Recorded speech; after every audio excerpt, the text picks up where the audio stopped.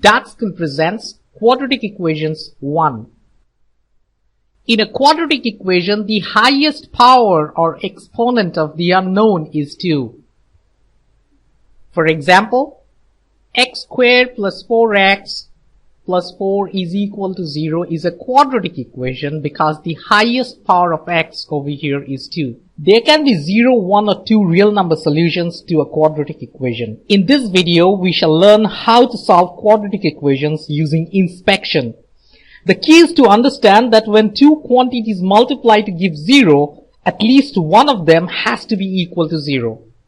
So if we have two quantities A and B and we go on to say that A times B is equal to 0, now either A or B, or of course both of them, has to be 0. If neither A nor B is 0, then the product of A and B can never be 0. Let's see how we can use this idea in quadratic equations. Let's say we have x minus 2 times 4x plus 9 is equal to 0. Now this doesn't look like a quadratic equation. We have an x here, we have an x here. We don't see an x squared.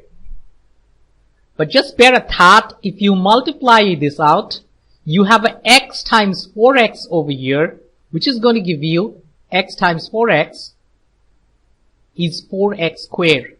Therefore, we do have a term in x squared. So this indeed is a quadratic equation, perhaps represented in a different form from what we see over here.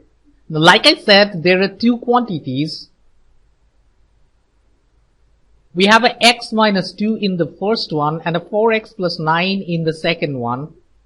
And we are saying that these two multiply to give 0, which can only happen if at least either one of them is 0. Therefore, we go on to say either x minus 2 is equal to 0, which means x is equal to 2, or this side is the or scenario, or 4x plus 9 is equal to 0. If you subtract 9 from both sides, you have 4x is equal to negative 9. Divide both sides with 4. X is equal to negative 9/4. So these are the two answers that we have. X can either be equal to 2 or x can also be negative 9/4. In either case, this product out here is going to be equal to 0 because one of them will be 0. Let's see another one. Let's say we have 3/4 z plus 2 times 2z plus 3 is equal to 0. Once again, this is a quadratic equation because if you open the parentheses out, you get 3/4 z times 2z. So it's going to give you a z squared. Z times z is z squared. Once again, we go on to use the same technique as in the previous problem and say that either this is going to be equal to 0. The product of this and this can be 0 only when at least one of them is equal to 0. Therefore, this is a either and this is a or. Under the either, we go on to write 3/4 z plus 2 is equal to 0, which means if you take the 2 on the other side, subtract 2 from both sides, 3 over 4z is equal to negative 2. And then to find z, you just multiply both sides with 4/3.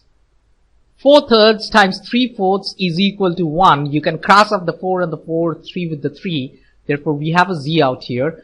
But remember, if we are multiplying the left hand side with 4/3, we need to do the same on the other side. So this is going to be negative 2 times 4/3. Therefore, z is equal to negative 8/3. Under the or, that is, if this is not 0, this has to be a 0. We have 2z plus 3 is equal to 0. If you take the 3 on the other side, 2 is equal to negative 3. Z is equal to negative 3/2. When the product of two factors is 0, at least one of them has to be a 0.